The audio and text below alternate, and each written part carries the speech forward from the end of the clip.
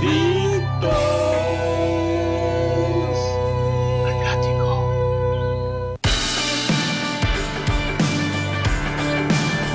muy buenas tardes. Acá estamos nuevamente en Adictos al Plástico, un programa de coleccionismo, cultura pop y cositas frikis. Nos están escuchando en el 104.5, nos ven por streaming en www.vortexmdq.com.ar o en la aplicación VortexMDQ. Ahí tienen también para mandar mensajitos de WhatsApp si quieren al 223-548-1045.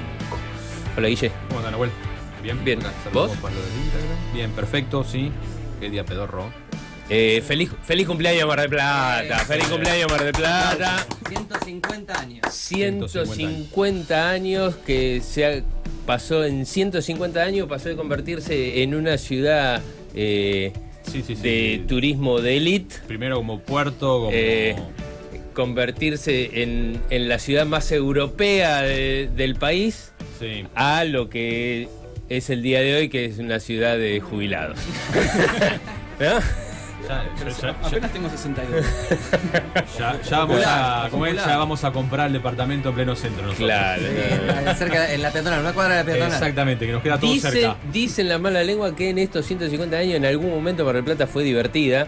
Hoy en día es una ciudad muy, muy aburrida. Divertida, yo creo que la década del 80 puede haber sido. El destape. No, nosotros en nuestra generación tuvimos la suerte de poder disfrutar Alem, que era un mar de gente. Sí, Constitución.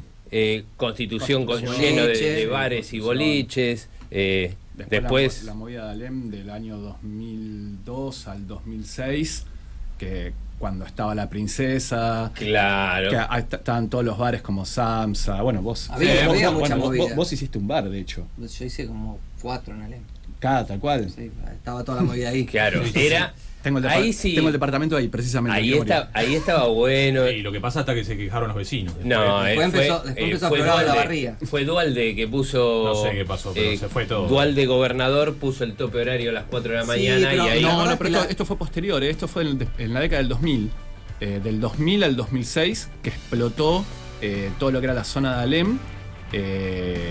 Claro, que estaba Costa Rica. Claro, o sea... Bueno, estaba la princesa, que fue lo que le dio el origen a toda la movida. Sí. Bueno, todos saben cómo terminó la princesa.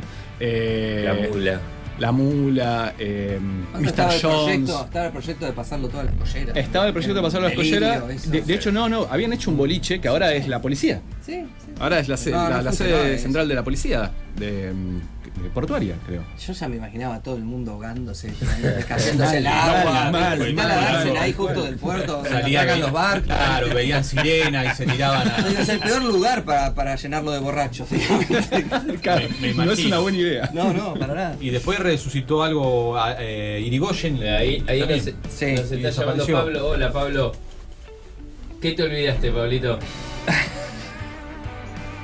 La que no hay nada. Sí, el programa anterior nos está llamando para que le alcancemos una bolsita de se olvidó. Ahí te las bajo. Voy yo. ¿Están abajo? Sí, está abajo. Qué grande, en vivo. Todo esto en vivo, ¿eh? Obvio. De la vida misma. Acá no hay corte, no hay nada. Acá lo que sale. Sobrevivieron. Sí. Es así. Así que bueno, feliz cumpleaños, Mar del Plata.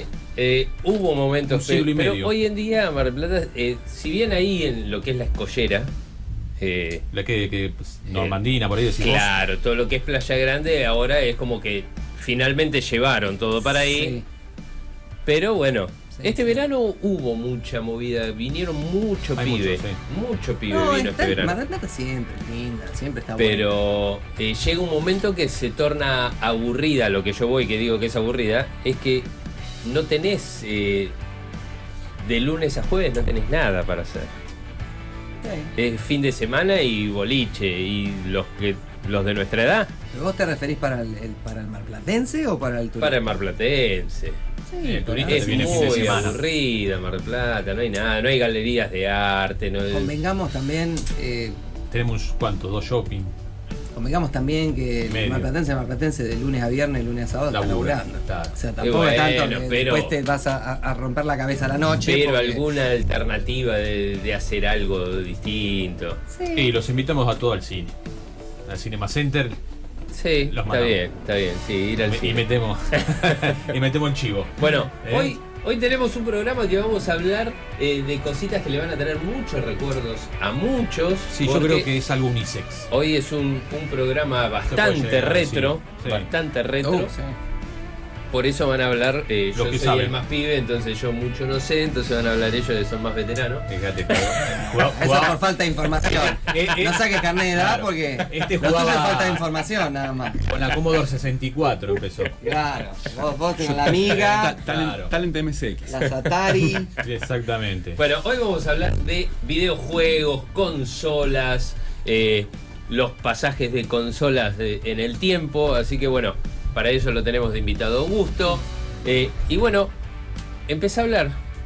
¿Qué nos querés contar de las consolas? A ver, yo no sé nada de consolas. No sabes nada.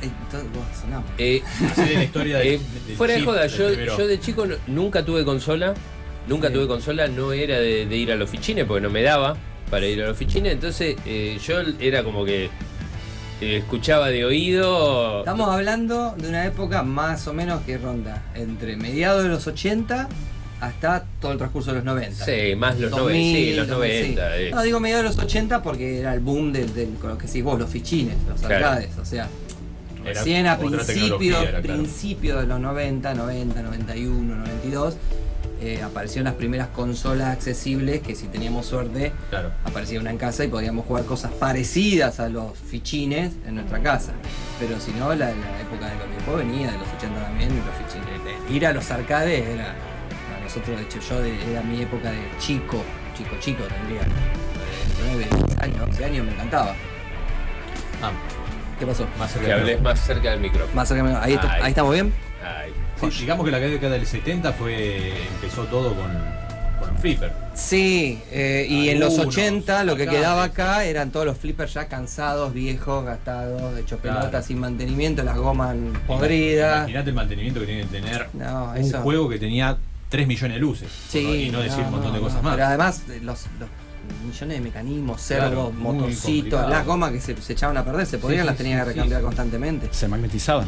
Se recontra magnetizaban. Los flippers que nosotros, antes del 1 a 1, cuando fue el boom de que trajeron todo de afuera de nuevo, los flippers que quedaban acá, en Argentina en general, eran todos flippers de la década del 70, lo que yo llamo cansados. Vos lo querías jugar, le dabas con la paleta no empujaba la bola. No llegaba al final de la tabla donde tenía que llegar. Muchas cosas de madera. Las tablas, aparte las tablas eran de madera. Completa era de madera. Era todo de madera. Tenías un cajón general donde tenías la tabla, con 4 patas de metal, y el tablero que llevaba la cuenta numérica, que al principio eran mecánicos, que pasaban la plaquita de color, después fueron digitales, y al final de todo empezaron a tener pantallitas monocromáticas con un poco de animaciones y de cosas. Mejorando de a poco. Eso ya son más en los 90. Y después ya siguieron, lo que pasa es que no los vimos más, pero hay algunos incluso medios holográficos, llegaron a ver algunos por acá con hologramas, estaban buenísimos. Estaban buenísimos, estaban muy buenos. Pero ya después nos caímos del mundo. Después del 2001, 2002 nos caímos del mundo y no vimos más nada, no entró más nada. Y hoy un flipper retro anda alrededor de los $4.000. Sí, depende, pero sí, en Mercado Libre los podés llegar a conseguir por $1.000.000, $1.5 million de pesos. Estamos hablando de lo de los 90. Terminator 2, Star Wars. Claro, sí, yo lo veo complicado el mantenimiento, eso es lo que te digo. Mirá, lo que pasa es que yo tengo un amigo. Pero tenés que contactarte con un service. Tuvo salón de fichines. Muy amigo mío de la infancia. Y tenía obviamente un par de flipper. Y sí, tiene mucho mantenimiento, pero una cosa es en tu casa. ¿Cuánto jugás en tu casa a un flipper como para? No, capaz que lo comprás, lo jugás un par de días y después ya. Además, convengamos una cosa, todos nos vamos a acordar de las rabietas que te agarrabas frente al flipper. Mal. O sea, además de todos los jugadores que pasan en un día en una sala de arcades, el flipper en tu casa no lo vas a cagar a palo como cuando te enojabas en los fichines. Papá, si se lo merece, sirve. No, lo cuidás. Imagínate cuando tiraba la bola así, venía derechito la bola y caía muerta, bola muerta. Claro, no te la devolvía. Si no te gusta eso, jugalo sin el vidrio y listo. Y agarrá con la mano la bola y mandar a donde quieras. Lo que se vende ahora en Mercado Libre, que es muy loco, yo lo tengo en mi compu, que es el mame de flipper. Sí. Está muy bien creado, muy bien generado, y hoy por hoy podés comprarte la mesa. Son dos LED. Sí. en el cual te cargas, no sé, suponete 1000 arcades nuevos, ¿no? Todo en 3D. Claro. Todo, te las venden en el Mercado Libre, ya armaditas con todos los juegos, con todo. Obviamente tiene un CPU chico adentro, porque tampoco tiene tanto requerimiento, pero sí tiene que tener una placa de video mínima de 1 GB para que te corra. Claro. Pero hoy por hoy lo puedes comprar en Mercado Libre, ya la mesa creada, toda virtual, hermosa. Menos guita. Son chichelitos. No, Sí. ponele que vale la misma plata. Pero, pero tenés. Sí, tenés 100, claro, tenés 500 mesas de flipper. Claro. Bueno, hoy esta época es el revival de lo retro, porque estamos en el paraíso de la emulación. Claro, tal cual. O sea, tal cual. con la tecnología que hoy en día, nada, lo que antes necesitabas una máquina entera para correr un juego, hoy cualquier PC pedorra se caga de risa para correrlo porque son gráficos muy básicos, entonces te conseguís los sticks arcades que están buenísimos, que vienen con 2 palancas y los botones, y adentro traen un Pandorita con todos los juegos, 10.000 juegos cargados, y tenés todo el MAME, todo el Super Nintendo, toda la NES. No vas a jugar nunca HDMI al tele y a jugar, ¿viste? El único problema para los que más saben y los que más están en tema y todo eso, puede ser un poco el lag, ¿viste? El delay que tenés entre que vos accionás el comando y ves la respuesta en el televisor, que eso lo generan los teles modernos, no lo tenían los teles de tubo, era señal directa a los teles de tubo, pero eso le molesta al 0,5% de los consumidores. Perdón, a mí me molesta. Bueno, sos parte del 0,5%, yo también soy parte de ese 0,5%. O sea, jugar un Mario 3 con un microsegundo de lag, me pasó, porque yo cuando pude enchufar de nuevo por primera vez después de muchísimos años un Family Game a un LCD viejo que tenía yo, un TLED viejo que tenía yo, y la manqué mal, Mario se caía, Mario no le embocaba el ladrillo arriba, no agarraba la vida, le digo, loco, yo no era tan malo jugando a esto. Algo hay. Bueno, y después jugaba uno de navecitas que me gustaba y también, y jugaba y no llegaba más del nivel 3. Yo jamás jugué al Mario. Pará, estoy muy frustrado, dije, bueno, tenía guardado, tirado un tele de tubo. Olvídate, agarré el componente, lo conecté al tele de tubo, Mario andaba perfecto, saltaba bien, le embocaba a los cops, y cuando agarré el de las navecitas llegué al nivel 14. Entonces digo, vos decís, ¿no afecta? Sí afecta. Realmente esos microsegundos que tenés de retraso. Eso es ahora, antes no había. No existía, ¿no? Porque la tecnología está hecha para los teletubos. ¿Y con qué arrancó todo esto? Bueno, a ver, empecemos con la historia.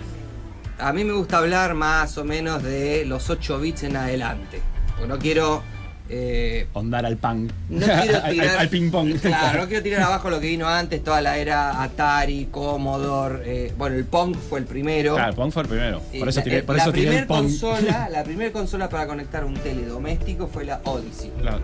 Que estaba inspirada en sus formas, el color y todo. Había salido hace poco 2001 Odisea del Espacio. Entonces, copiaron todo ese estilo y básicamente era un Pong, eran 2 comandos que girabas así las manitos, que movías en la pantalla y rebotaba el píxel, porque básicamente eran 3 píxeles, pero uno que se movía. Uno veía la pelotita, uno lo veía como en el corazón era una pelotita. Por eso te digo, ese es el arranque de toda la movida a nivel doméstico. Yo mucho no me meto ahí, primero porque no la viví, yo era bebé en esa época, empecé a agarrar más en la época de los 8 bits ya con la Nintendo, con todo eso, pero además porque a nivel visual, si no tenés el factor nostalgia, son demasiado precarios. Son lindos, pero no puedes pasar de un Space Invaders, las navecitas tirando, matando los bichitos arriba.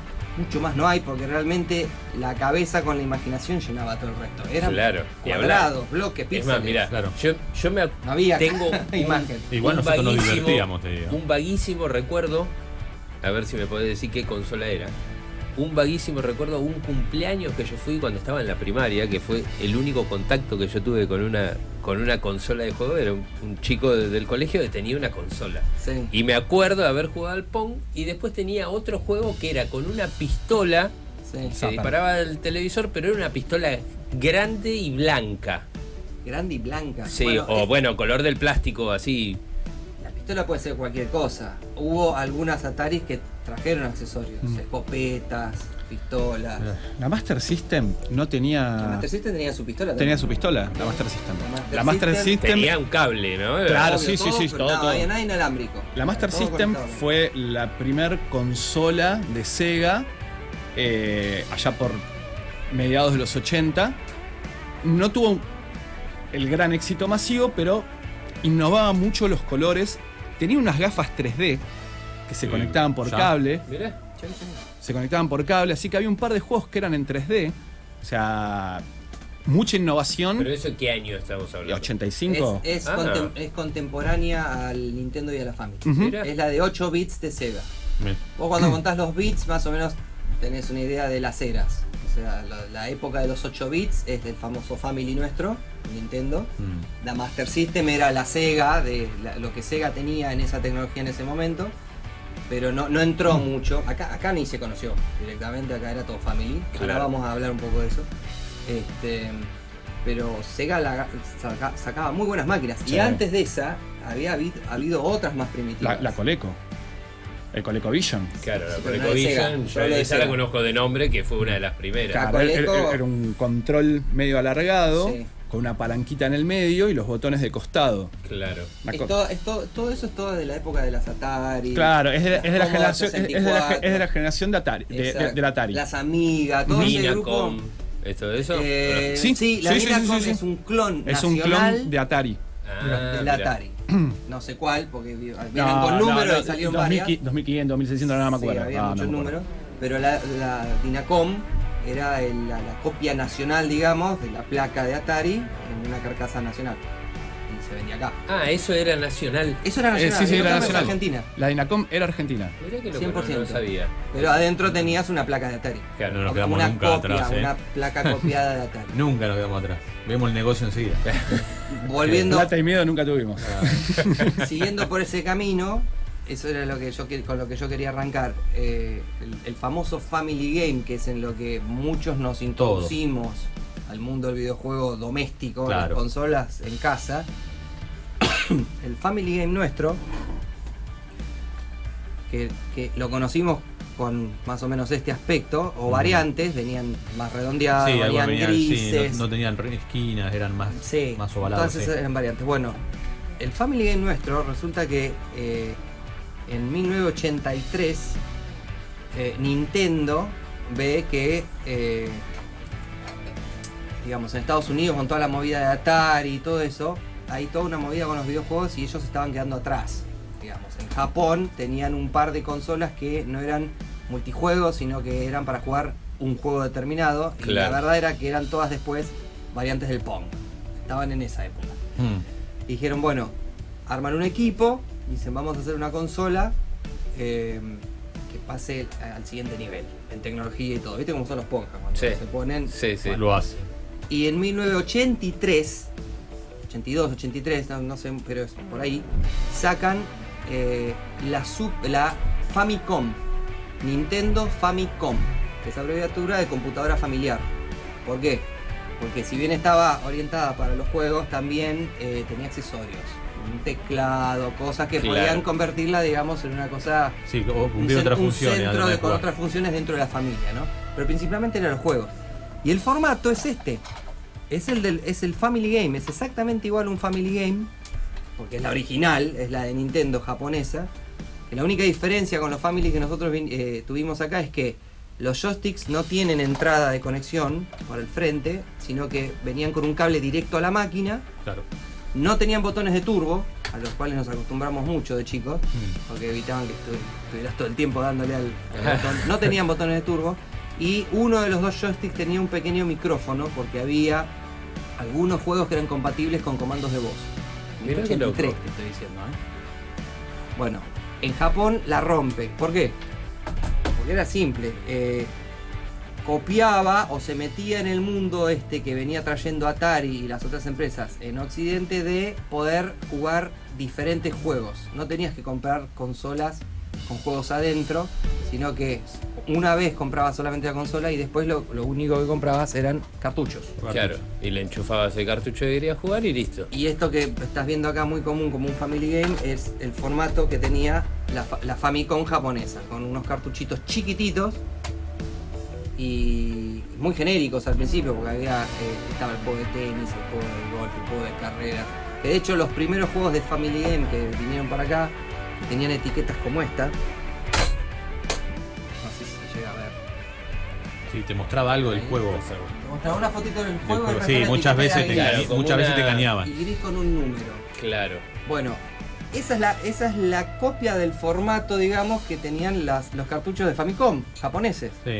Porque traían ese dibujo y después donde acá ves mucho gris vacío, la de Famicom tenía todo el copyright de las marcas, de la empresa que había diseñado el juego y todo eso. La de Family le borraban todo eso. Te dejaban solamente el dibujito. Bueno, cuestión. Aparece el Famicom en Japón y la rompe. Nintendo la rompe. Empieza a vender como loco, se posiciona como una de las primeras empresas en lo que videojuegos a nivel doméstico correspondía. Y recién 2 años después, 2 años y pico después, no sé si 85 o 86, lo traen para América. Nintendo hace una sede, Nintendo of America, hace una sede acá, para trabajar con el mercado occidental y bueno, el europeo también. Claro. O sea, para salir de Japón. Sí. Bueno, cuando vienen acá, a América, los americanos agarran y dicen, ¿qué es esto? Es una cosa chiquitita, con unos controles rojitos, y le metes un casetito acá arriba. No, esto acá no va a prender. Viste que el yankee es más aparatoso, todo es ultra extremo. Además tiene que parecer más tecnológico. Esto no va. Entonces, ¿qué hicieron? Rediseñaron todo. Lo hicieron más grande. Y armaron esto. Que básicamente adentro tiene lo mismo, pero es más grandote, supuestamente más tecnológico. Y un detalle, dijeron, no nos gusta el tema del cartucho arriba. ¿Qué podemos hacer? Bueno, que parezca una videocasetera. Que el cartucho entre de frente y después no se vea más. Queda tapado. Y se bajaba. Sí, claro. El cartucho, ahora vamos a poner tiene un resorte, lo metes en diagonal y después lo bajás. Y queda enganchado ahí. Pero esta idea jamás había visto una máquina de esas. Esta idea de la entrada del cartucho y que quede todo tapado, además de para que tenga más appeal al mercado yankee, era para que copiara la estética de una videocasetera, una videoreproductora, que era lo que en ese momento estaba de recontramoda. Estaba de moda, el yankee ya había terminado la época del beta. Sí, era VHS. Y era VHS. Claro. Entonces la estética correspondía a tener vos tu videocasetera y al lado tu NES, tu NES, pues así se llama, Nintendo Entertainment System, NES. Fue la abreviatura que le pusieron en el mercado y en el mercado yankee funcionó espectacularmente bien. ¿Y el joystick cambió también? El joystick cambió totalmente. Sí. Pasaste de... ¿Dónde lo muestro ahí? Sí. Ahí en tu cámara. Pasaste de algo similar a esto chiquitito, obviamente haciendo juego con la consola, a algo más cuadrado y sencillo. Ahora, la calidad de fabricación de esto es increíble. Está más bueno ese. A mí me gusta más ese. Sí, este es más rompedor de manos, te digo. Después de que, de que ahí donde te marca. Te mata. No. Horas. Llega un momento en que la parte cuadrada decís, no sabías cómo agarrarla. Se te clava. Sí, es cero ergonomía esto. Pero bueno, la calidad de dónde viene. Vos ves acá atrás la consola, el joystick, todo dice Made in Japan. O sea, era para Estados Unidos, pero lo fabricaban allá y lo traían todo para acá. Es de primerísima calidad.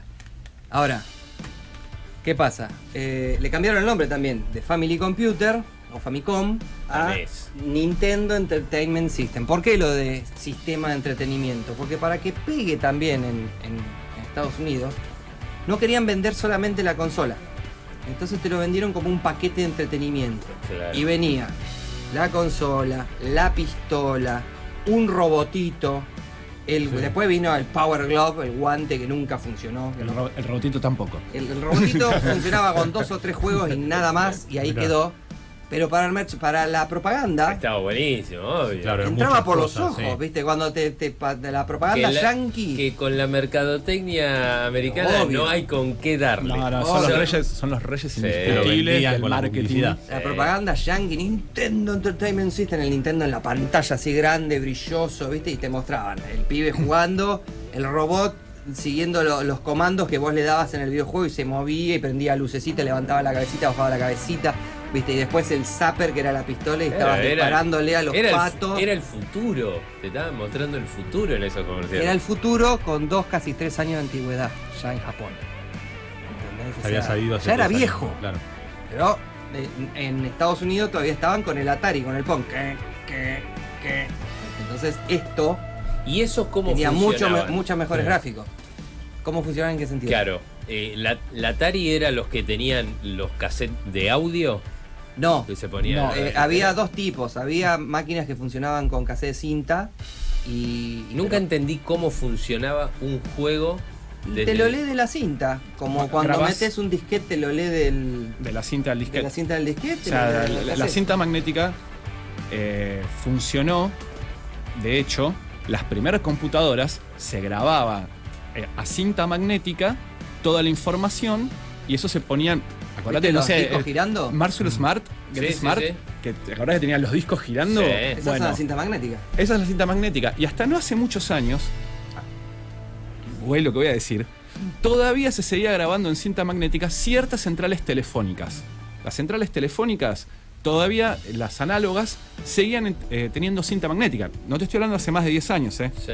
Trabajo en una de las 2 empresas de telefonía, por eso sé que todavía existía la cinta magnética. Pero bueno, la cinta magnética no solamente sirve para grabar sonido, voz, audio, sino que es el audio en sí, es información. Claro. Es información. Así que si vos podés meter información de audio, podés meter información de cualquier cosa. Y la decodificación... Video, en este caso. Las 2 cosas, audio y video. La decodificación del contenido de ese cassette con un juego. ¿Lo hacía el pasacassette ese o...? El pasacassette. El pasacassette se llamaba dataset, de hecho. Se conectaba tanto, gente de nuestra edad, que ya estamos pisando la tercera, se acordará de el 64, la Commodore 64. El 64 fue como lo más... lo que más movida hubo acá en Argentina en los 80. Sí. Claro, eso yo me acuerdo, claro. La Commodore era esa la que tenía superiores y más tecnológicas, después trajeron disquetera. ¿Y la Atari, la Atari cómo funcionaba? Hubo con cassette. La Atari funcionaba con cassette. ¿Con cassette de con cinta? Con cartucho. Exactamente igual, el sistema era parecido, solamente que el cartucho era tipo un celu, así.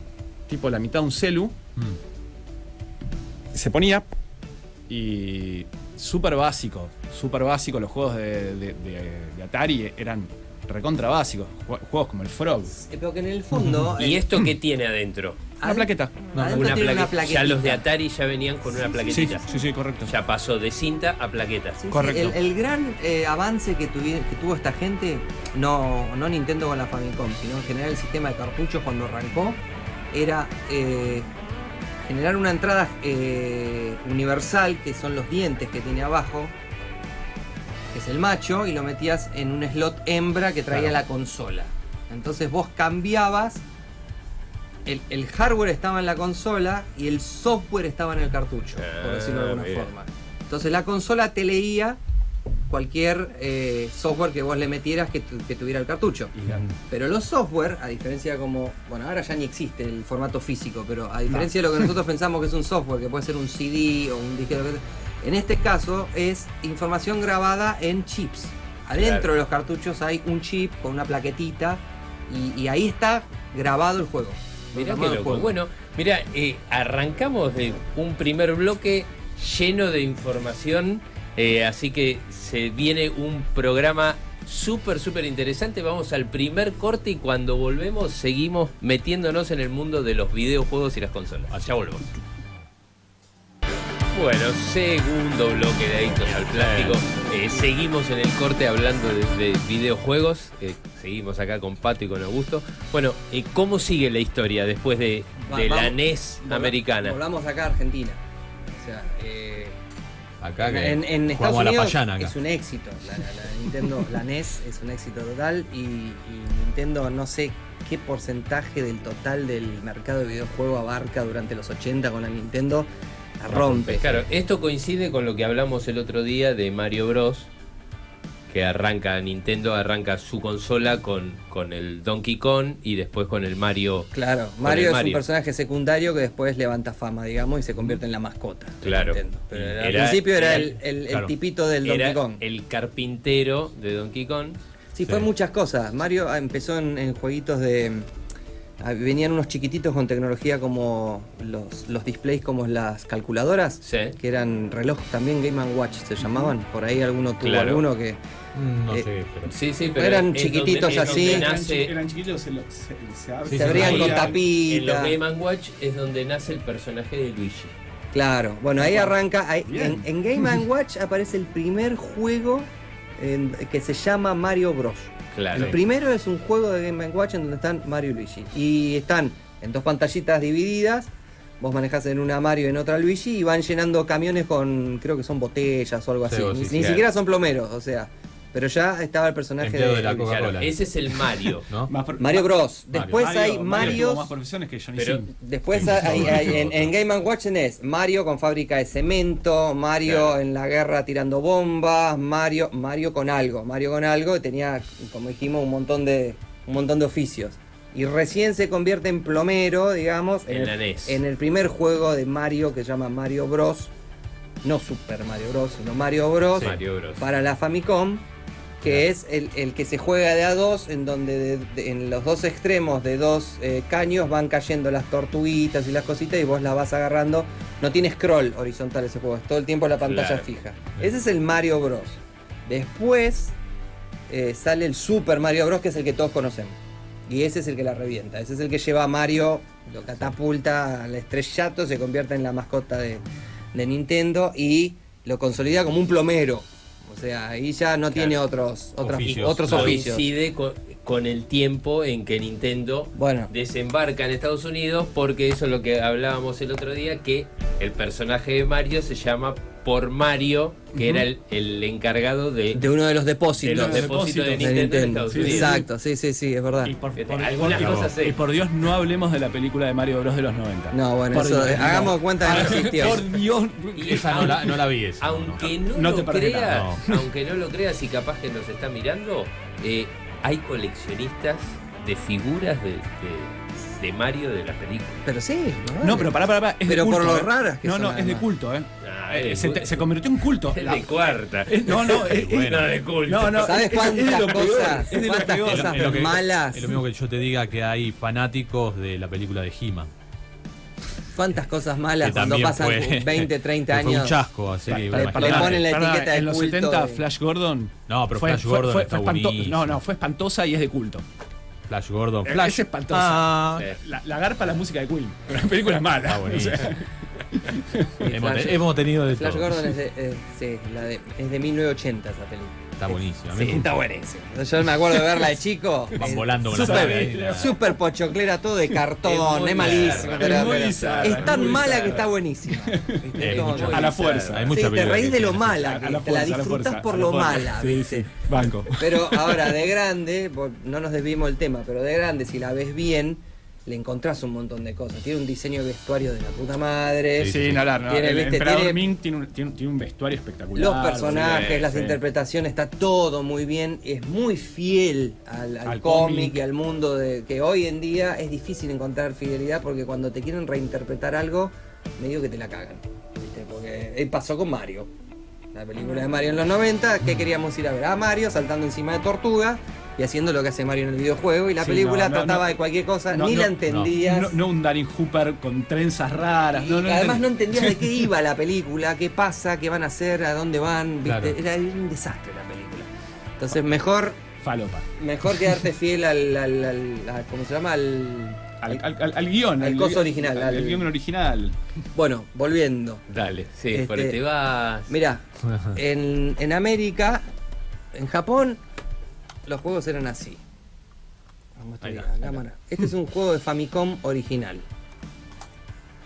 Las copias después no se mataron mucho. No, siguieron con el mismo Es formato. la misma carcasa, solamente que una está codificada para Japón adentro y otra es universal, PAL, lo que necesitaras.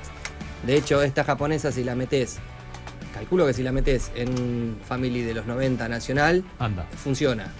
Porque los teles ahora son todos binorma y trinorma, y el problema de ese entonces era la norma. Nosotros usábamos PAL y Japón era NTSC. Igual que Estados Unidos. NTSC J es Japón. No sé si es la misma NTSC no. Es otra NTSC. Es otra norma. Ahí está. Pero, de hecho, ¿te acordás que tenías la palanquita para la tele? Sí. Claro, pero nuestro tenía que ser PAL, si no te andaban los televisores de acá. Sí, yo no sé si eran películas o juegos que también lo ponían en la televisión y te aparecía en TCC, pero en blanco y negro. Claro, no agarraba el color. No agarraba el color. La videocasetera. La videocasetera tenía el control que vos durante los 80 y principios de los 90 fue todo un tema lo de la norma. Después ya los teles vinieron binorma y le metieras lo que metías, agarrar. Funcionaba, mirá cómo venían los juegos, mirá cómo hacían los juegos en Estados Unidos. Caja plástica. Sí. Te lo fundita. De otra manera. Y obviamente, como la máquina era más grande, el cartucho también tenía que ser más grande. Bien yankee, ¿viste? Bien aparatoso. La tenemos bien grande, dijo. O sea, está buenísimo. Y en lugar de meter el cartucho adentro, esto lo debe conocer todo el mundo, ¿no? A ver si lo puedo mostrar. En lugar de meter el cartucho desde arriba, metías el cartucho de frente. Mirá que después no sale. No, así, de frente y lo bajabas. Mirá. Entonces quedaba cerrada la consola, la prendías, piqui, salías jugando y no veías el cartucho metido arriba. Es buenísimo. Era como más pro. Es buenísimo. Sí, es una tapa y un resorte. Es un detalle, nada más. Que eso, ¿no? Yo me quedo con la Family Game. Y después la estética de los juegos venían en unas cajitas. Claro, ahí te vendían mucho más el juego. Con gráfica, adentro tenían los manuales. Los que son. Mostrar la parte de delante del juego. Mostrar la parte de delante del juego, que te muestran el dibujo un dibujo de la recon. Un arte le ponían. Y ahora dalo vuelta y ven los 8 bits. Y ahí tenés los 8 bits. Expectativa versus realidad. Ahí tenés los 8 bits. Y mirá lo que tenés de atrás. Un dibujito chiquitito. Lo que compré por eBay, lo que me llegó por AliExpress. Igual nos divertíamos, no nos vamos a quejar. Y bueno, pero es que para la época. Horas y horas jugando. Para la época eso eran gráficos buenísimos. Sí, totalmente, sí. Eso era tecnología. Bueno, siguiendo con eso. ¿Qué pasa acá? Y los cartuchos de Family, por ejemplo, ¿cómo venían presentados? Por esto vienen ¿acá o los de Famicom? No, los originales japoneses, era una cajita de cartón y adentro venía el cartucho. Claro. Con gráfica también, la cajita linda. Acá venían así simple. Pero todo chiquito. Acá los Family la comprabas suelto. Acá eran de China. Acá venía todo chino. Acá vamos al tema del Family Game original argentino, porque había marcas incluso, creo que una era Frog y la otra era Electrolab. Había un montón. Que se adjudicaban tener el Family Game original, que todos los demás eran copias. Y en realidad los Family que teníamos acá, todos eran clones, copias taiwanesas, chinas, del Famicom japonés. ¿Eso qué año era, más o menos? 90, 91, 92. Claro. Principios de los 90. Mira, explotó. ¿De Clone Wars era? Algo que vos pensás que acá el 1 a 1, ¿sí? Comienza exactamente en 1992. ¿Sí? 1991, perdón. 1991 empieza el 1 a 1. O sea, 89 asume Charles the First. Con 5.000 de inflación. El cabo. el Charles. Con caballo. A partir de la segunda mitad del 91 es cuando sacan el plan de convertibilidad 1 a 1. Y a partir de ahí abren las importaciones, abren toda la vaina que vivimos hace 35 años atrás. Que y ahí supimos aprovechar. Yo sí, ya la disfruté un montón. La disfruté un montonazo. Éramos muy chicos. Pero no nos pongamos políticos. No hablo de política. Hablo de que con eso empezó a venir muchas cosas. Toda la oleada de cosas de China. Toda la oleada y cualquier importador agarraba hablaba con unos chinos y le decía, loco, quiero que tenga la calcomanía que diga, no sé, Electrolab. Exacto. Entonces, Froggy, tenía la ranita haciendo alusión al Froggy de... Es más, algunos venían con un dibujito de Mario. Sí, tal cual. No todos tenían la palanca para eyectar y ahí lo tapaban con algo. Bueno, eso se sigue haciendo, ¿eh? Sí, con las motos. Eso se sigue de hecho, haciendo, se hace con las motos, eso. Vos vas a China y decís, quiero este modelo, mandame 10.000 motos y ponen en la tapa que diga Mundial. Tal cual. ¿Sí? Perdón, chivo gratis tiré, pero... Sí, pero pero es la realidad. No, pero se sigue... Y se va a seguir haciendo, ni siquiera ir hasta el extremo de las motos. Suponete, Augusto... en algún momento ni siquiera tiene que viajar, se contacta. No tenés que viajar más. Se contacta y dice, bueno, quiero que me mandes relojes de pulsera con el loguito de Combat Sabers. Sí. Sí, bueno, tenés que pedir 200. Bueno, y te los mandan hechos. Sí, tal cual. Tal cual. Es tal cual. Pero bueno, nada. Tenés que tener permiso de importador igual. Sí, como particular no te dejan traer como particular nada. Pero bueno, te traes 3. La anécdota. Claro, traes de a 3. Esperemos, no más de 3, 5 por año. Exacto. La anécdota es esa, es que con el auge del 1 a 1 y la apertura de importaciones, empiezan a haber consolas en la Argentina, que era algo que no existía, porque la realidad es que el tipo en los 80 que tenía una consola era gente de mucha plata. Claro. Sí, tal cual. Era gente de mucha plata. Yo la vi, la Nintendo original, la vi porque tenía un amiguito del barrio que el padre vivía en Estados Unidos, estaban separados, y le había regalado un Nintendo original. Te estoy hablando, no sé, 86, 87, ponele. Pero era una rareza. Es que, Claro, es que son contemporáneos con los Family Game. Lo que pasa es que, obviamente, siendo lo original y traído de Estados Unidos, valían 4 veces lo que valía un Family Game. Claro. Y cuando vos metés el cartucho adentro en el televisor se veía lo mismo. O sea, yo me acuerdo también, como decís vos, tenía un compañerito que vivía en Los Troncos, que tenía plata, y no tenía Family Game, tenía una Nintendo. Porque le compraban la buena. La diferencia era que nosotros jugábamos 600 juegos y él jugaba 3 al año. Porque... Pero pará, seguimos en Argentina, porque él tenía el adaptador Claro, que le enchufabas a los cartuchos de Family y los podías meter en la Nintendo original. Entonces jugaba juegos de cartuchos de Family. Que era como un cartucho de esos grandes que le metías el chiquito dentro. Claro, no, exacto. Era otro aparato que lo enchufabas y te cambiaba. Un macho hembra. Como el enchufe para la luz. Un hembra del tamaño del Family y el macho era del tamaño de la Nintendo. Entonces hacía conexión al final del extremo. Como los adaptadores que venían también de las filmadoras para meterlo en la videocasetera. Bueno, pero acá viene casito chiquitito y lo ponías dentro de grande. Acá viene una nota de color también. ¿Qué pasa? La tecnología es la misma. Porque el Nintendo Entertainment System y el Famicom japonés son la misma máquina. Claro.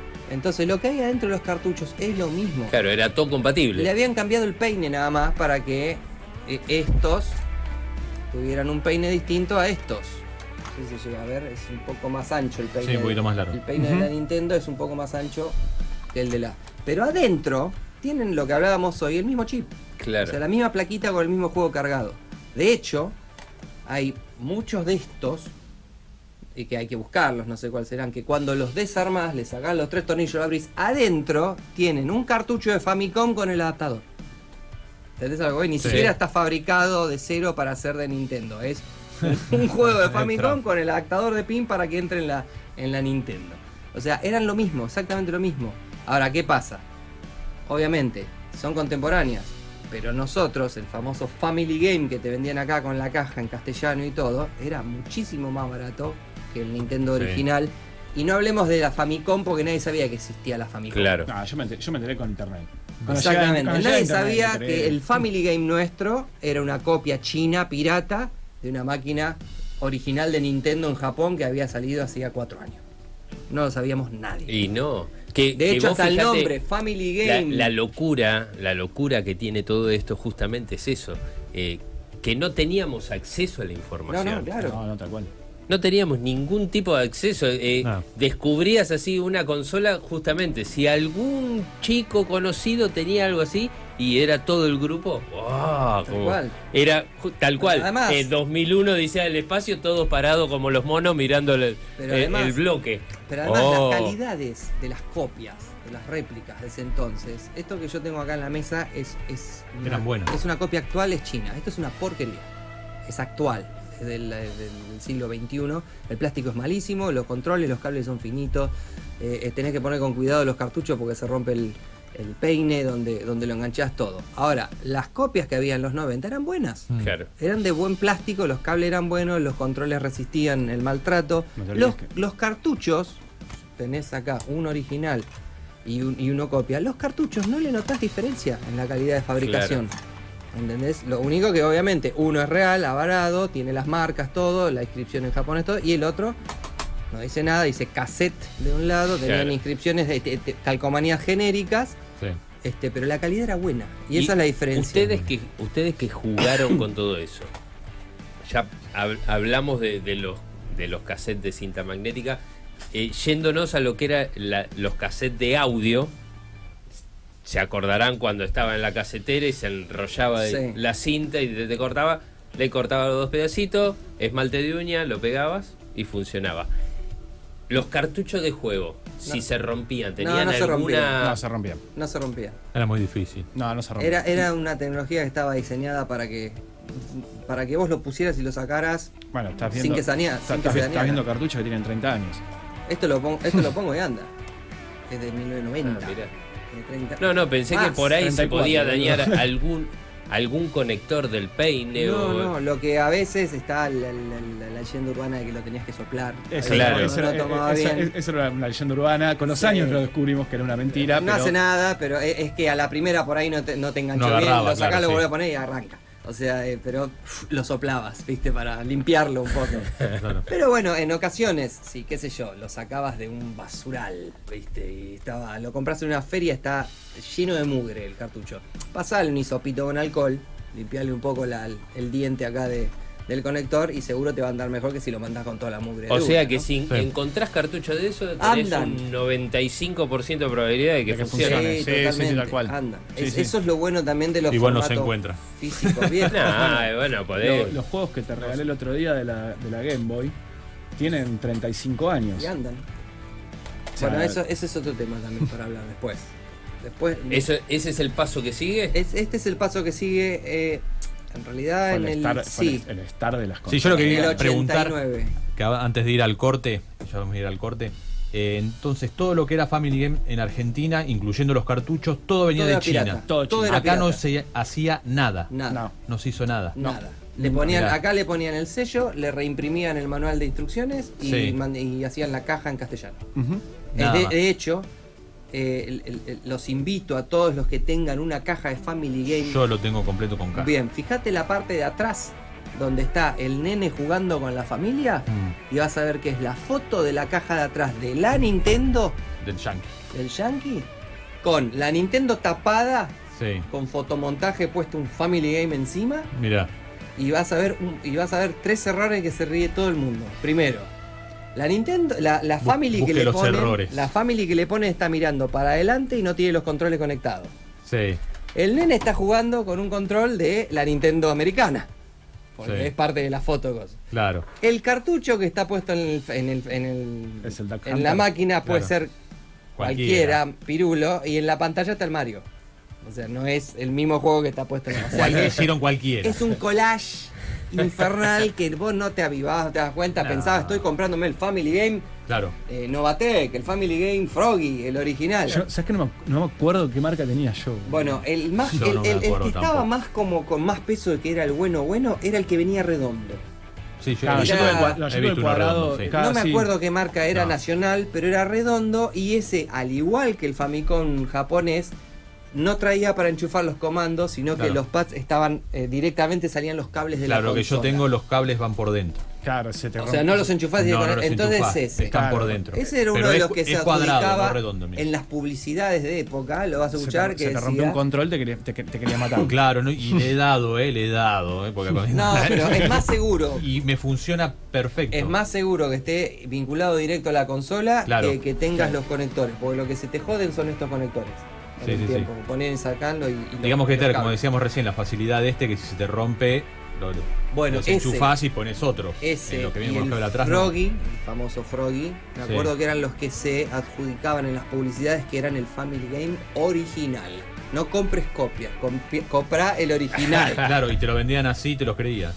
Y te lo creías, ¿no? Yo me acuerdo cuando salió Family Game, era caro.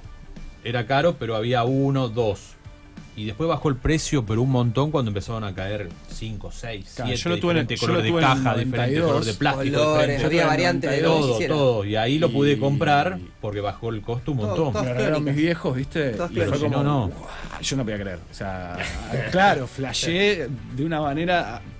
12 años me regalaron la Family y no lo podía creer. O sea, sí, yo tampoco. Era algo inentendible. ¿Entendés? Y nada, o sea. Que tenía muy buenos juegos, muy divertidos. Sí. Algunos se parecían a los de los fichines, tenían calidades similares, ¿viste? Decías, estoy jugando de los fichines acá. Y había juegos que tenían muy buena gráfica. Sí. Había juegos con muy buena gráfica. Fue un salto muy grande a lo que veníamos hablando de Atari, el Pong y claro, todo eso, sí. Se notaba una evolución en la gráfica. Sí, tal cual. Claro. El 8 bits fue un salto abismal. Todo lo que le siguió después es como que sí, dominó está los bien. 80, el 8 bits dominó los 80. Claro, sí, tal cual. Después, todo lo que siguió después, 16 bits, 32 bits, 64, está bien. Las calidades obviamente van aumentando. De hecho, claro, ahora vos te jugás un Cyberpunk y está buenísimo, tiene una gráfica. Jugás el Jedi Fallen Order, tiene una gráfica que es alucinante, se te caen las medias. Sí. Pero no todos son los gráficos, ¿eh? Exactamente. Porque cuando eran más básicos tenías que apuntar a que fuera divertido. Y difícil. Claro, y que valiera la habilidad mientras jugabas. No te olvides que porque la gráfica no llenaba tanto. Jugar esto es difícil. Es muy difícil jugar al Family. Los juegos de Family tienen una precisión milimétrica y morís. Y no podés salvar. Entonces, o sea, no podés guardar la partida. Llegaste al mundo 8 del Mario. Por eso los tenés que jugar en un televisor de tubo y en un LED nuevo. Porque si no, no das pie con bola. Mario se cae. No estás cabio. Directamente. Pobre Mario, che. Bueno, vamos al corte. Vamos al segundo corte y cuando volvemos seguimos charlando de videojuegos. Yo estoy calladito escuchándolo porque... Bueno, es más, te podría ahora salir y te compras un Family. No tengo tiempo. Conseguiste uno de los 90. Vamos al corte y cuando volvemos seguimos en Adictos al Plástico. Tu vida está a punto de comenzar. De Disney y Pixar Soul. Muy pronto en cines.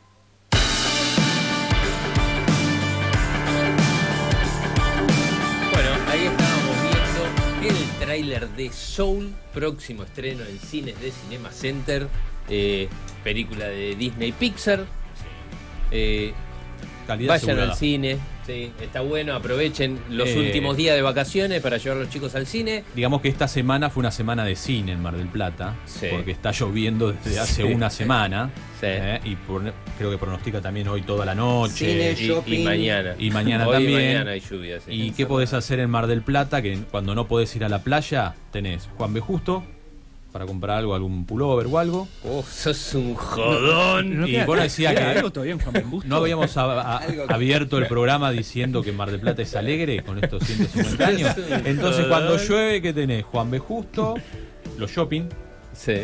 A dar la vuelta al perro dentro del shopping. Exactamente. Los shopping. Claro, los dos shopping. Después no podés ir ni por Rivadavia ni por San Martín. Alguna galería podés llegar a pasar, a ver algo. Sí, si estás paseando es como cuando te agarras de paseo en cualquier otro lado, ¿viste? Te mojás, no importa, y te vas metiendo en entonces, ¿qué sugerimos? El cine. Pero cine. Te vas al cine en el paseo, muy buena Ambassador, opción, ir al cine. El de los shopping. Acuérdense que hasta las 19 horas tienen el 2x1. Exactamente. Que significa que todas las películas antes de las 19, 2x1. Excelente. Todos los días, todos los días. Recomendamos siempre cines del paseo, pueden ir también Cines Ambassador, a los Gallegos Shopping, ahí hacen 2x1, mira, dan la vueltita. También. Del perro en el shopping y se van al cine. Tenés el del paseo, que es un poquito más chico el shopping, pero también puedes hacer lo mismo. Sí, también. De última, si te aburrís, agarrás la escalera mecánica, bajás por la otra, subís de vuelta, bajás, así. Se está remodelando el espacio ese y va a quedar lindo, bueno. Sí, va a quedar muy bueno. Así que bueno, recomendamos cine en esta atípica Mar del Plata. Le mandamos saludos, obviamente, a la gente de Cinema Center, a Raúl de RR3 de Impresiones, que te podés imprimir un cartucho. Claro, no sé para qué lo querés, pero bueno. Sí, pero es lo mismo. O te imprimís algo. Claro, te imprimís una Family. Claro.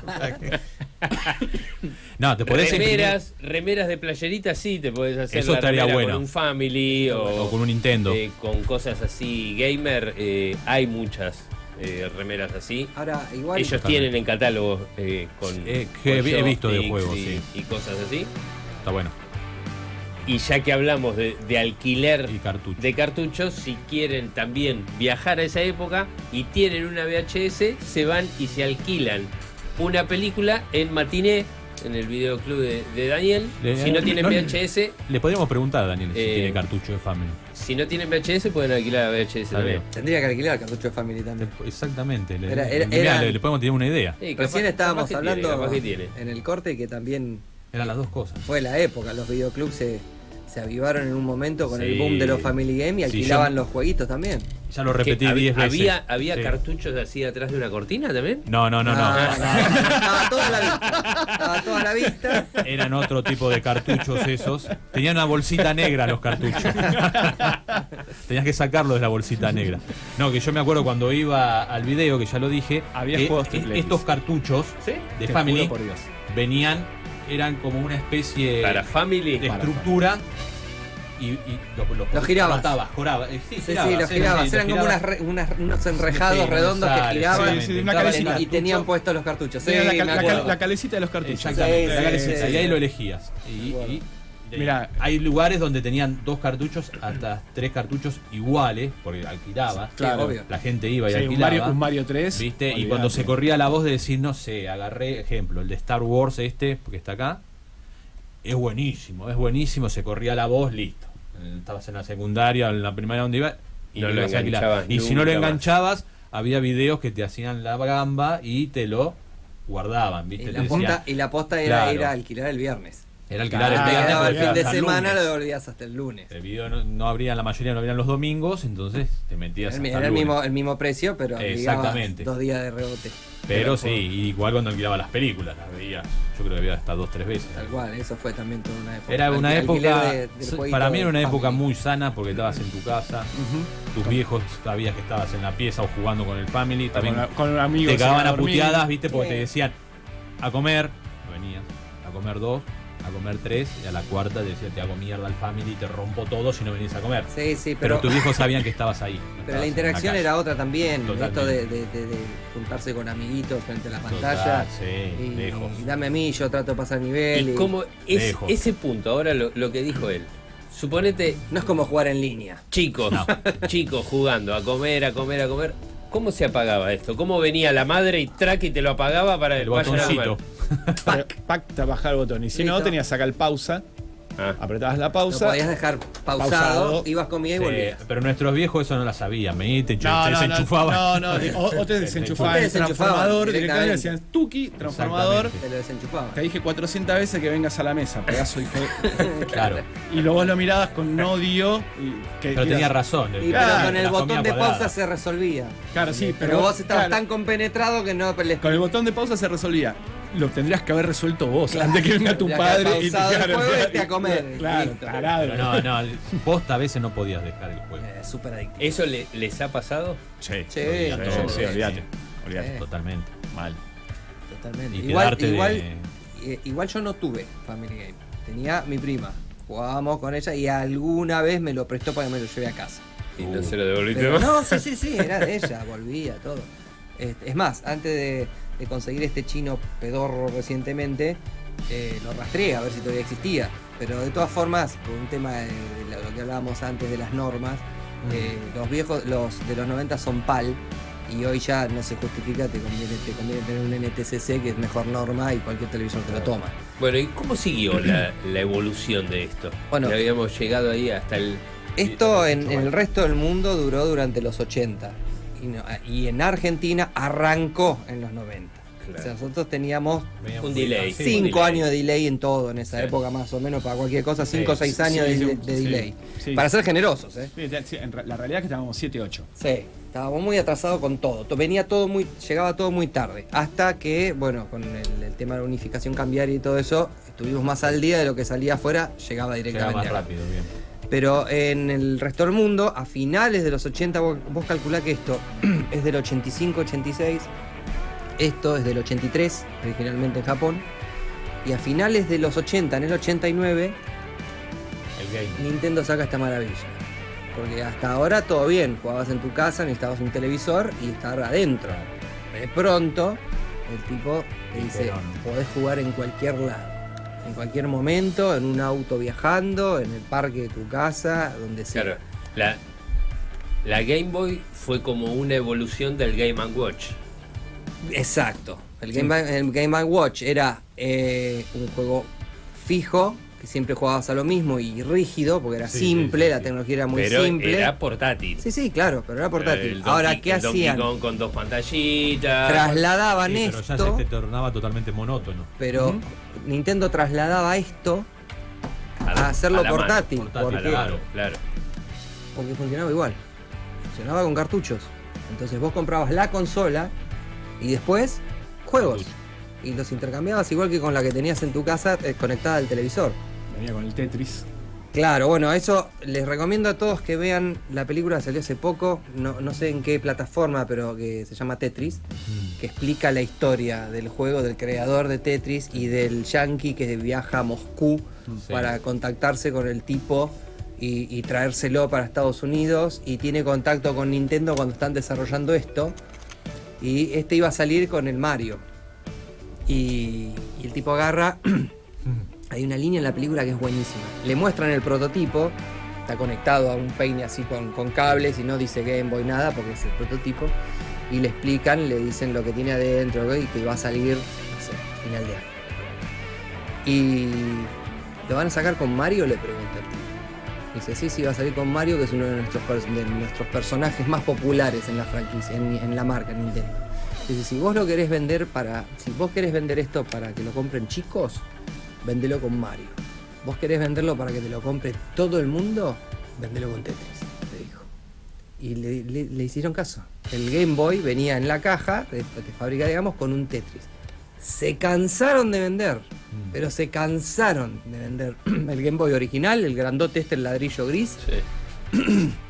Fue increíble el éxito que tuvo. Funcionaba con 4 pilas AA. Y también lo mencionan en la película. ¿Por qué es pantalla monocromática y sin luz, sin retroiluminación? Justamente para que pueda funcionar con esas 4 pilas y las 4 pilas te duren por lo menos 20 horas de juego. Porque el tipo dice, ¿no tiene color? Dice, no, porque tendría que usar más pilas y gastarían menos. Dice, con esto tenés 20 horas de juego con un pack de pilas, y le dice el precio también, que no me acuerdo cuánto. Porque lo hacía la pantalla, la tecnología monocromática lo hacía económico. Creo que sería $100.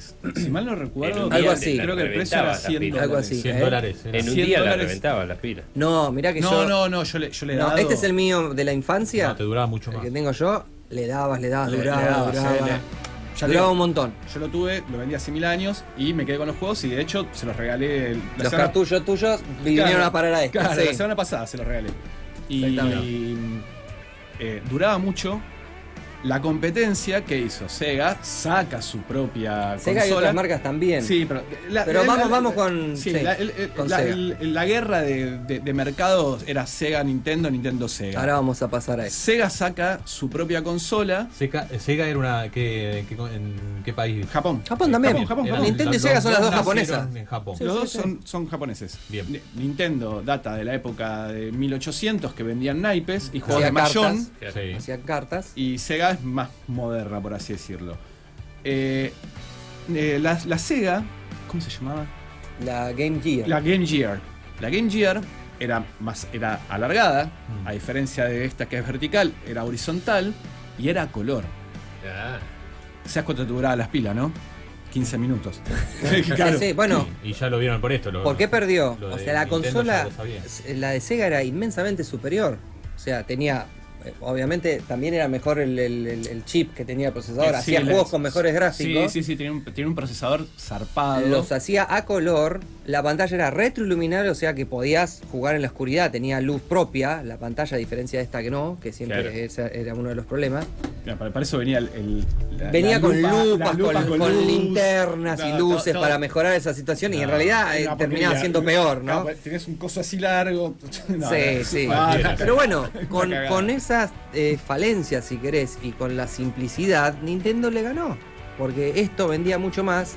¿Por qué? Porque la Sega era mucho mejor técnicamente. Dijo, lo matamos. Con nuestra consola portátil la matamos porque es mucho mejor. No, usaba 9 pilas.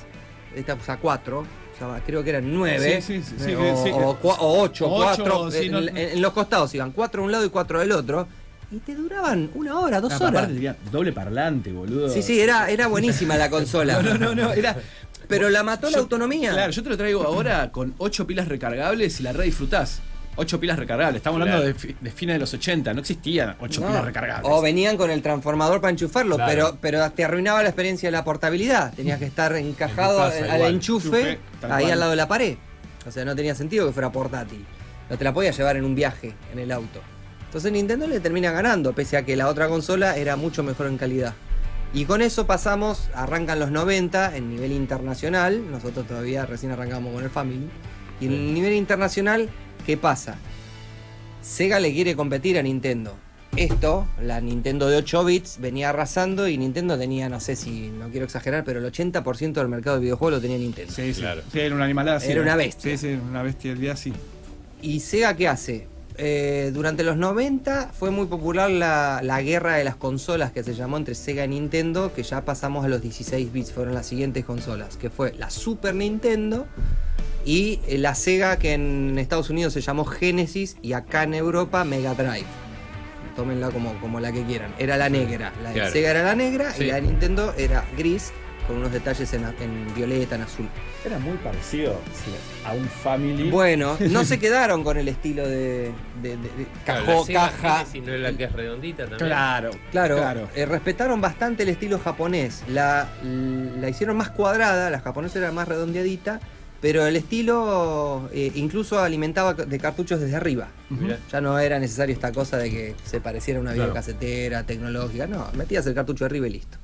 Pero bueno, la cuestión es que esa guerra que todo el mundo recuerda, si tiene mi edad, entre Sega y Nintendo era tremenda. Quien tenía era como un Boca un River, un Ford Chevrolet, ¿viste? Era una dualidad así de que yo tengo la mía y defiendo la mía, y la mía es la mejor. Y para acá en Argentina siempre fue mucho más Sega que Nintendo, pero por una cuestión de volvemos a lo mismo, piratería. Se conseguían baratos los cartuchos y había... de lo que quisieses. Y había clónicas. Clónicas de la Sega, 16 bits, marca Pirulo, marca PlayStation, cualquier marca. El problema estaba en que la Nintendo venía con chips, en el chip propio ya tenía el antipiratería. Claro. No se podía hackear, no había copias piratas de la Super Nintendo. Claro. ¿Los juegos de Super Nintendo eran mejores? Todos originales. Sí. Yo 30 años después te digo, los juegos de Super Nintendo eran para mí 10.000 veces mejores, tenían mejor gráfica, mejor sonido, mejor jugabilidad, mejores todo, los colores, todo. Porque la máquina era mejor. La máquina era mejor. Ahora, la realidad es que por el tema de la piratería, nosotros, como bien país tercermundista, compramos siempre a China. Sí. Así que acá venía todo lo chino y era lo barato. Vos podías ir y te comprabas 3 cartuchos de de Sega, y no pagabas uno de Nintendo. Tal cual. Bueno, pero hay un detalle. Nosotros estamos viendo la perspectiva desde acá cuando ya hablamos de lo que es a lo argentino. Sí, pero en Argentina siempre dimos por sentado que existían las dos consolas a la vez. Claro. Estuvo siempre la Sega y la Nintendo. Y en realidad en la historia del mundo exterior a la Argentina, la Sega vino primero. Y mucho primero. Nintendo tardó 2 años casi en sacar su versión de 16 bits. Entonces, obviamente, después, como dice Pato, vos las comparás y era mejor la máquina de Nintendo, pese a que no por eso ganó la guerra de consolas. No. Estuvieron ahí. No. Si me dejás codo a codo. Pero ¿por qué era mejor? Porque la sacó 2 años después. Claro. Sí. Entonces pudo desarrollar un poquito más algunas cosas. Ya con los 16 bits empezás a tener cosas. Aparte de una gráfica de 16 bits, empezás a tener juegos en los cuales ya podés empezar a salvar. Sí. Que era lo que esto no te permitía. Sí. Claro. Ya empezás a tener... Adentro del cartucho traen una pila. Claro. Lo cual permite que siga pudiendo estar presente la información una vez de que lo desvinculás de la máquina. O sea, no se resetea la ROM que trae. Claro. Sino que tiene un clock interno. Exacto. Que te permite que la información siga ahí hasta que cuando lo enchufás de nuevo la retoma. Exactamente. Entonces podías guardar. Y empezás a tener partidas, sonido digital. Voces. Voy a tener voces. Los Sí. juegos empiezan a tener ¿Qué voces. juegos hay reconocidos de esa etapa? No, de todo. No, de todo. Star Star Wars tenés 1000. Bueno, es otra era. Sonic. Ahí tenés. Bueno, Sonic. Sonic es el símbolo popular de. Sonic es el Mario de Sega. Claro, el símbolo popular de los 16 bits es Sonic. O sea, Sonic acaparó el mercado del 16 bit. O sea, es como el emblema de los 16 bits de los 90 es Sonic. Porque Mario ya venía de los 8, venía de la generación anterior. Sí. Lo único que hicieron fue sacar juegos más avanzados, de 16 bits. Y ahí la pelea duró ¿hasta cuándo? Hasta que hubo una nueva evolución. Una nueva generación, claramente. Exacto. La pelea duró hasta los 32. Mediados de los 90, más o menos. Como yo te decía, al principio Sega lo destruye a Nintendo, porque Nintendo seguía con esto, 8 bits, y Sega saca la consola negra de ellos de 16, el doble. Claro, o sea, estamos Una hablando diferencia abismal. de reinados de 5 añitos. Ponele 2, 3. Pero, sí, reinados cortitos. En catálogo de juegos después y en ventas y todo eso terminan medios parejos al final de la carrera. Por eso es como lo más característico de lo que llamas la guerra de las consolas fue la Sega Mega Drive con la Super Nintendo. Eso fue un pica pica tremendo en los 90. Qué locura. La Sega revoluciona el mercado.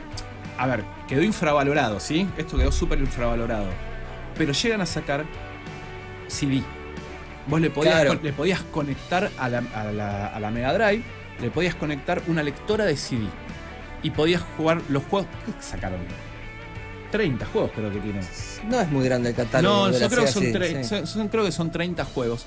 Pero ya estás hablando de tecnología CD. Claro. Bueno, eso es lo que abre la puerta para la siguiente generación de 32 bits. Exactamente. Que todas las consolas de 32 bits iban a funcionar con CDs. Y Ahí es donde.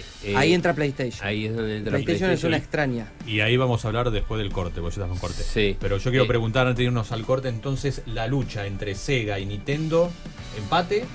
Gana Sega. No, para mí no, ¿Quién ganó? Depende de quién te lo diga, pero Sega. fue muy pareja. Creo que en ventas terminó ganando Sega. En calidad Nintendo. Sí. En popularidad. En bibliotecas están ahí, tienen casi la misma cantidad de juegos los dos. Son buenísimos. En innovación.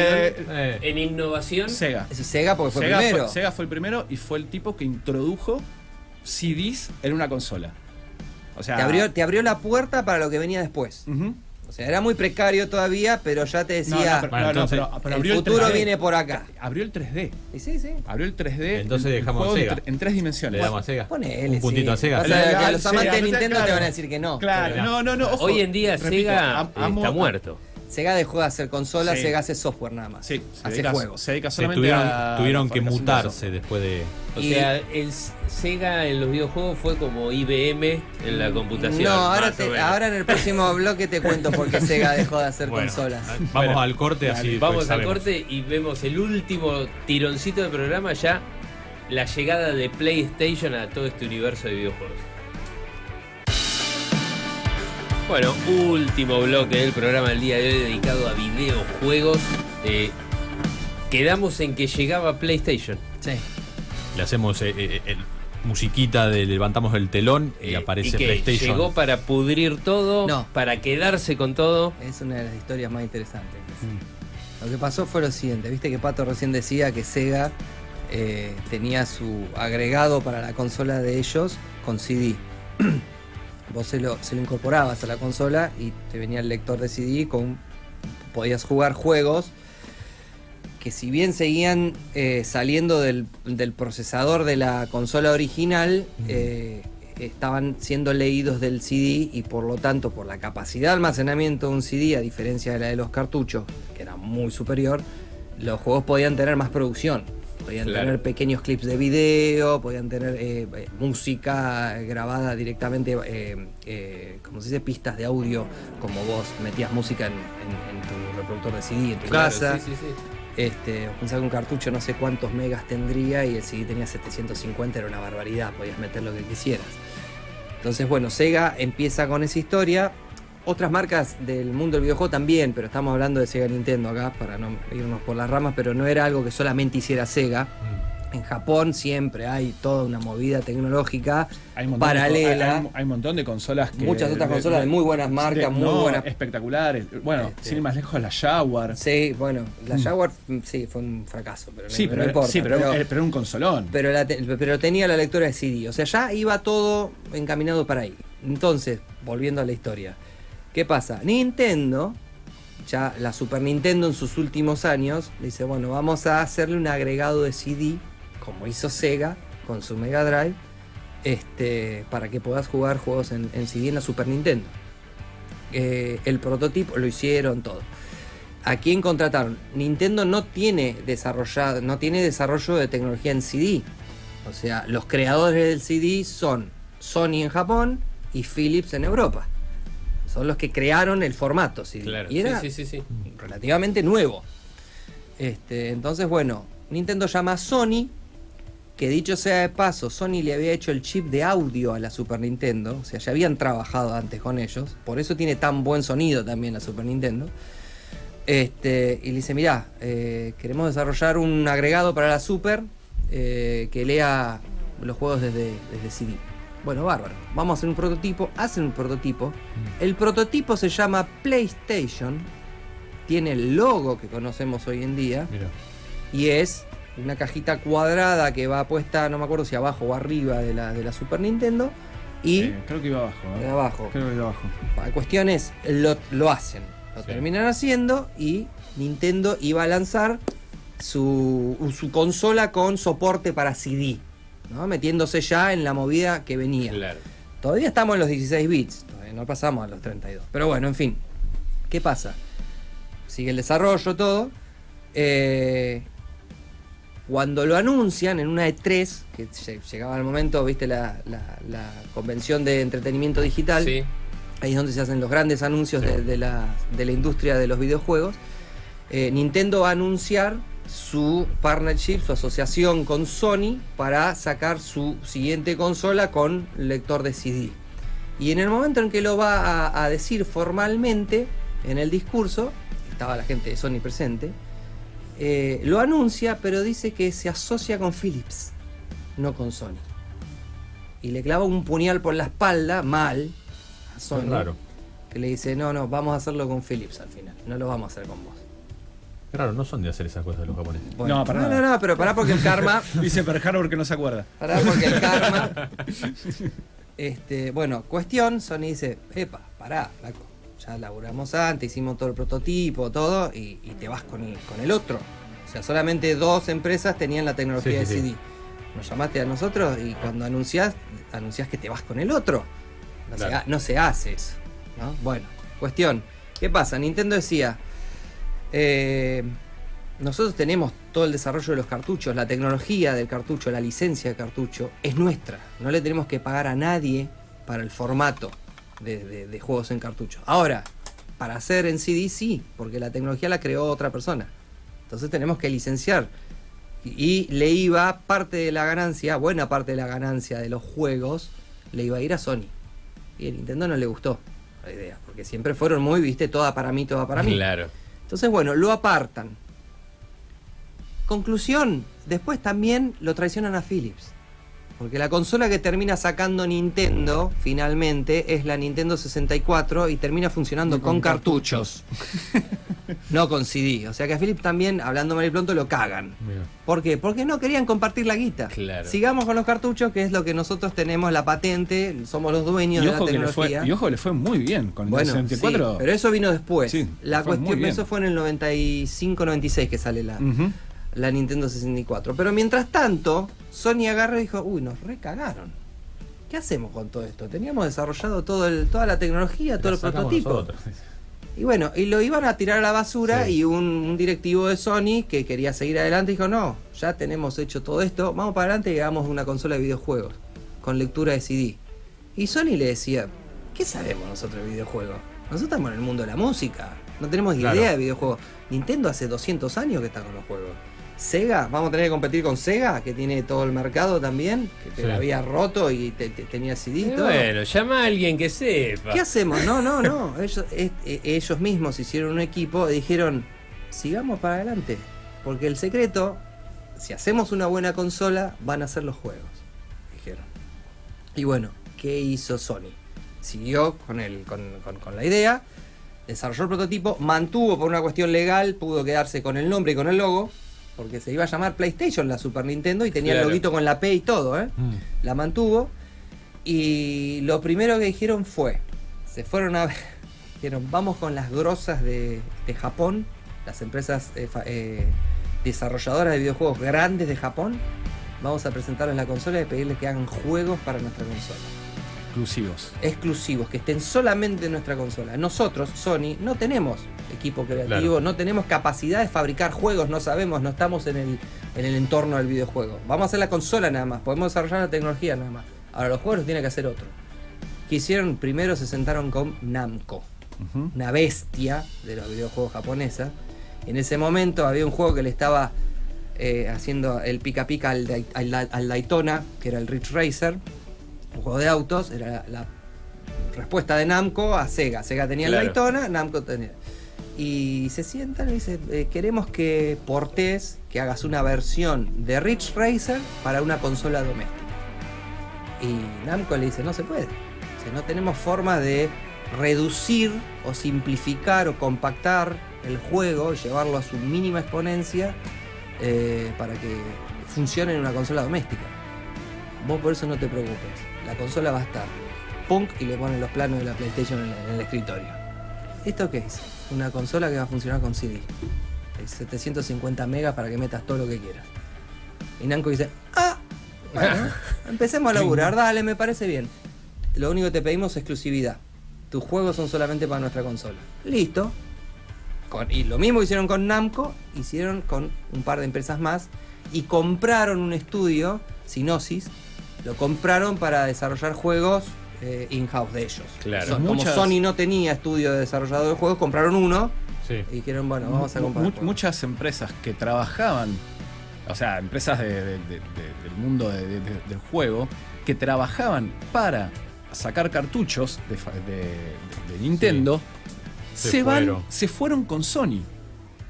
El caso más emblemático, por así decirlo, es Square Enix. La desaparecida Square Enix, ahora Squaresoft, creadora de la saga Final Fantasy y 200.000. Ah, mira. Squaresoft saca Final Fantasy el 1, del 1 al 5 del 1 al 6 son para Nintendo. A partir del 7, qué gloria de juego, ya es para PlayStation. Y es el día de hoy que van, no sé, Final Fantasy 195.000 y sigue siendo para PlayStation. Lo que pasa es que Nintendo no había hecho el cambio de formato y seguía con los cartuchos. Los cartuchos almacenaban 5, 6, 7 veces menos que un CD. Entonces los juegos, que eran estas aventuras, ya venían en 3, 4 CDs. Ocupaban muchísimo espacio. Claro. No había forma de trasladarlos, de comprimirlos, de que entraran en un cartucho. Claro, no. Entonces ahí Nintendo empezó a perder mercado y empresas. Pero esto vino después cuando Nintendo ya sacó su consola. Que pensó que dijo, acá vengo yo con mi nueva consola. O sea, Nintendo se quiso hacer el vivo. Y le dijo, bueno, vas a sacar tu consolita, Sony, dale, sacala, no pasa nada. Sony saca la consola. La máquina era una bestia descomunal, pensada desde el día 1 para hacer juegos en 3D. No se anduvo con vueltas. Desde el principio la pensaron y la diseñaron para que fuera específicamente para hacer juegos en 3D. Era fácil de programar.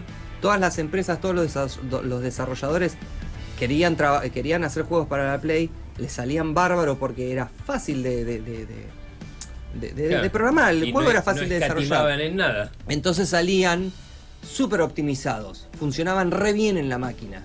Y cuando la largan al mercado y te ponen el primer juego que sale es un port doméstico de un arcade que estaba en los fichines, el Ridge Racer de carreras de Namco, y corría a 30 cuadros por segundo, fluidísimo, recontra rápido, y era casi como estar jugando el juego de los fichines. Se le cayó la mandíbula a más de uno. Y a Nintendo te puedo asegurar que se le cayó mal la mandíbula. ¿Qué es esto? Dijeron. Porque todavía ellos no estaban ni trabajando en el 3D de ellos. Esto vino paralelo con Sega. Vos me preguntabas recién por qué Sega dejó de fabricar consolas. Bueno, empezó acá el problema. Porque Sega ya estaba trabajando en la consola suya de 32 bits. La Saturn. La Sega Saturn, perdón. ¿Qué pasó? Era contemporánea con la PlayStation, pero nadie se esperaba lo que estaba haciendo Sony.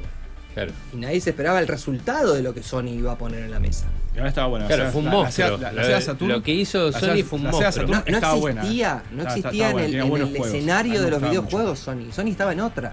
Y de pronto aparece, permiso, me colo por acá, y te destruye el mercado con una máquina que es una bestia. ¿Qué pasó? Sega termina de hacer la Saturn de ellos. Como saben que Sony iba a lanzar la PlayStation, se apuran para sacar unos meses antes la de ellos.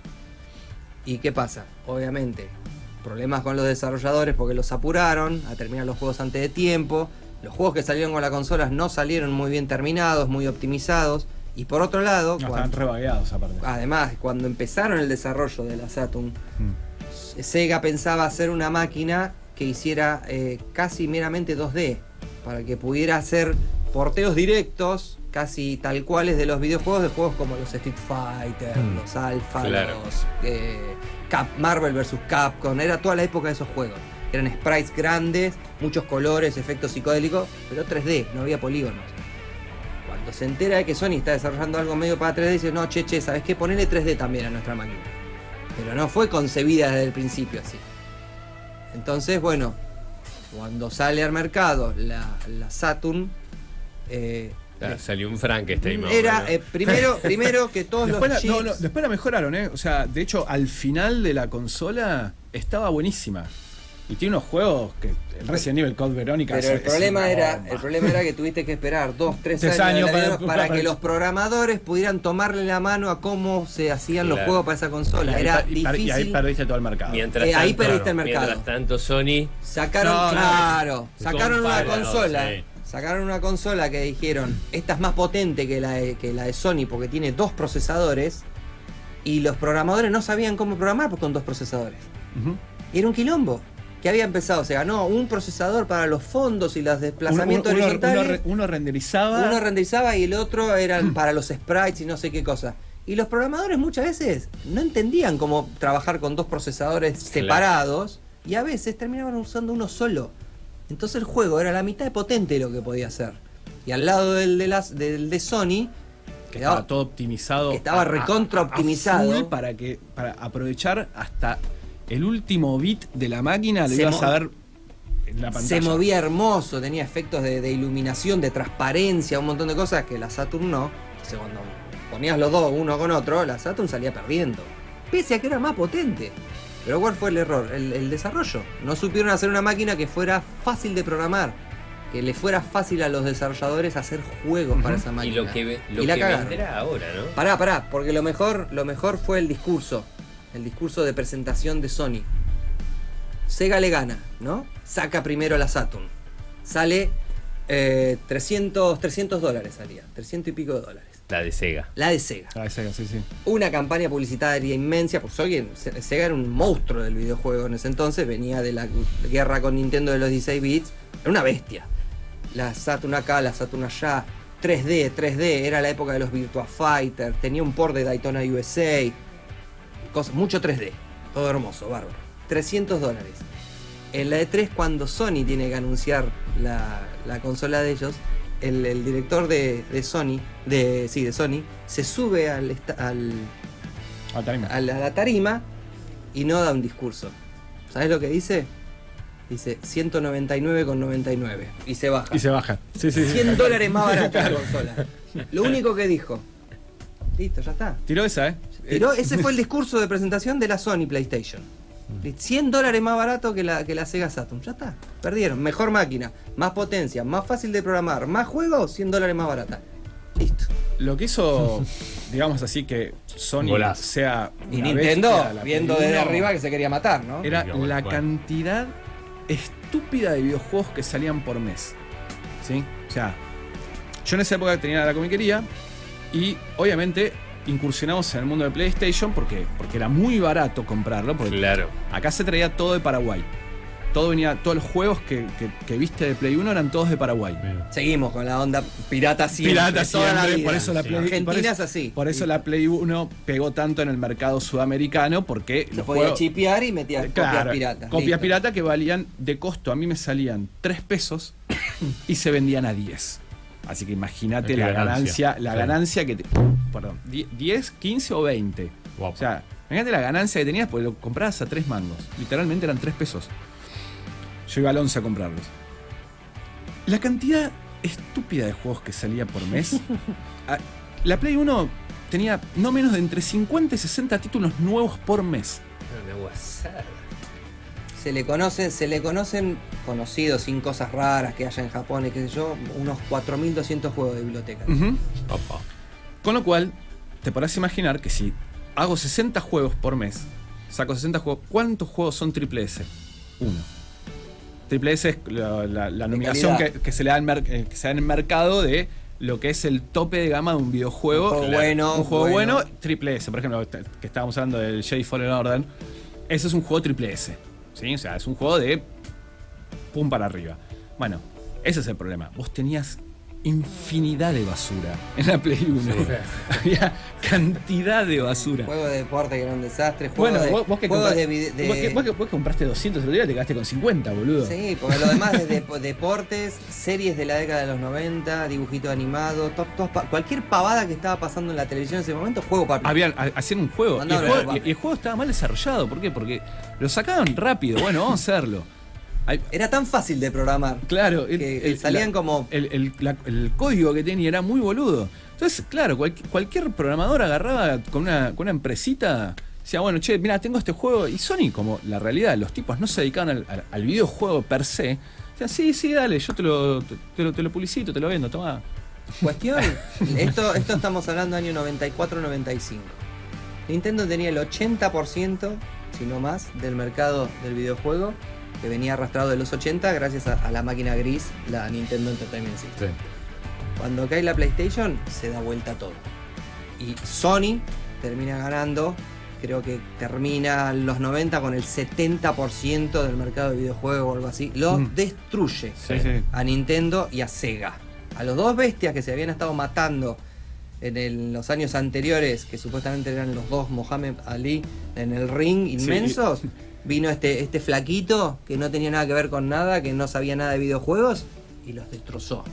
Y la década de los 90 termina así. Después Sega se abre, dice, bueno, ya no estoy para hacer consolas. La última que sacan es la que le sigue a la Saturn, que es la Dreamcast, que es una muy buena consola. Esa es excelente. Es una excelente consola. Es más, de hecho, de todas las consolas de Sega, es la mejor consola. Tremenda, es la mejor consola. Podías portear o traer versiones de los arcades casi directamente a tu televisor, casi sin cambios. Sí. Era muy potente la máquina. El pad estaba bueno. El pad estaba bueno. Ya había conectividad en internet, juego online, un montón de cuestiones modernas. Es la primera que viene con modem. La primera viene con modem, exactamente. Viene con un modem de 56K.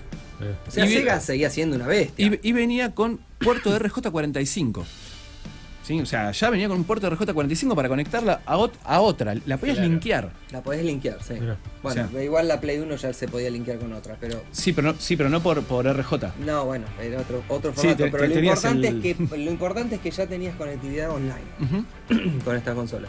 Bueno, pero entonces, es la equivalente de la Play 2. Para resumir todo esto, las consolas arrancaron Nintendo, Sega, fue una lucha tremenda para avanzar en la tecnología. Llegó Sony y les rompió el ojete todo y terminó, y después es el rey indiscutido hoy en día. Hoy por hoy el mercado se reguló. Después vino Xbox. Claro, vino Microsoft. El que se corrió fue Sega. ¿Ustedes creen que Xbox? Sí, están a la par. Xbox y PlayStation están a la par. Sí, están a la par. Hoy por hoy los títulos salen para Xbox, salen para PlayStation. La verdad que el propio mercado porque reguló solo. Las máquinas te peleas por a Xbox le costó. La Xbox One le costó porque si bien era una muy buena consola, sale al lado de la Play 2. Y la Play 2 fue una bomba. La Play 2 también es destructora de mercado, es una bestia. Fue una bomba. Ya a partir de la Play 3 ya se empezaron a equiparar el resto de las consolas, empezaron solas a ponerse en la misma balanza y que tenés un detalle más, un detalle menos, pero... Como consola bueno, entonces, quedaron después Microsoft y Sony. Bueno, y es Nintendo... para un programa nuevo. Y ahora ya nos quedamos sin tiempo, ya estamos pasados de tiempo. Es para un programa para seguir Xbox con la evolución de PlayStation. Pero ya no es retro, ya es muy actual. Ya es muy actual. Ya cuando tenés conectividad online o tenés que actualizar software. No, ya está. Bueno, y antes de terminar el programa, un detalle retro de los arcade. El pasaje de los arcades de moneda a tarjeta. Eso fue. Bueno, ese paso, ¿saben quién fue el que tiene patentada la tarjeta para cargar fichas en los videojuegos? Patentada a gran escala mundial, ¿eh? Sí, la patente, la patente posta de pasar la tarjetita y cargarle crédito. Alex Moskowski, el dueño de Saco. Muy bien. No sabía. Muy bien. Te juro te iba a preguntar, ¿Moskowski? Y me la tiraste, ya está. Un genio. Bueno, Pato. Se cansó de fabricar moneditas. Se aburrió de fabricar moneditas. Pato, Augusto, como siempre, che. Un gusto, un placer. Muchísimas gracias por el programa muy instructivo. La verdad que creo que es la primera vez que me siento en una radio. Sí, repito, siempre los vi online desde Buenos Aires y nada, loco, o sea, es espectacular. O sea, son dos tipazos. ¿Viste que sabía? Yo te dije que era del palo. Y somos más altos y más... Sí, claro. Bueno, tampoco es un mérito ser más alto que yo. Bueno, muchísimas gracias por estar, en serio. Un placer como siempre. Gracias a todos los que estuvieron por ahí. Gracias, Tiago. Y bueno, nos vemos la semana que viene acá en Vorterix Mar del Plata en Adictos al Plástico. Chau.